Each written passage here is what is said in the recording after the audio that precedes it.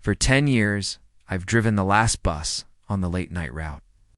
And for 10 years, the same old man has been my last passenger. He always gets on at the quiet stop by the old city park and gets off at the final stop right in front of the cemetery gates. He never says a word, just gives me a polite nod as he pays his fare and another nod when he gets off. His presence is as regular as the turning of the seasons, a silent, comforting fixture in my lonely nights on the road. I've never tried to talk to him. There's a certain respect you develop for the quiet ones on the night shift. Everyone has their reasons for being out so late, and it's not my place to pry. Sometimes I'd see him through the rearview mirror, his face illuminated by the passing streetlights. He always looked so tired, his eyes fixed on something far beyond the bus window, a deep sadness etched into the lines of his face. I often wondered about his story, who he was going to see so late at night, or who he was leaving. Then, last night, something changed.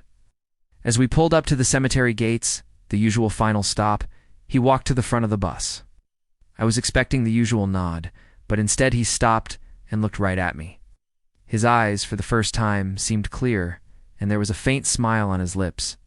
"Thank you," he said, his voice raspy, like a forgotten memory. "Thank you for taking me home all these years." I was so surprised I couldn't even reply.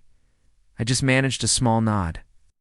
He smiled again, a genuine warm smile this time, and stepped off the bus. I watched him in my side mirror, expecting him to walk toward the cemetery gates as he always did. But he didn't. The moment his feet touched the pavement, he just faded.